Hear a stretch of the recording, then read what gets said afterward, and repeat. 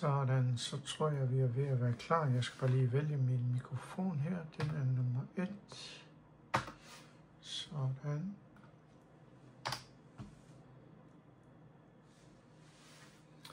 Okay, jeg vil bare lige vise dig en løsning, som jeg har arbejdet på. Det er en oversættelsesløsning, så når jeg taler dansk, så bliver det oversat automatisk på en skærm. Jeg har tænkt det som en løsning til kirker, da det helt sikkert kan hjælpe gæster, som ikke forstår dansk, med at følge med i gudstjenesten. For eksempel, hvis jeg siger noget på dansk, bliver det vist på engelsk lige efterfølgende.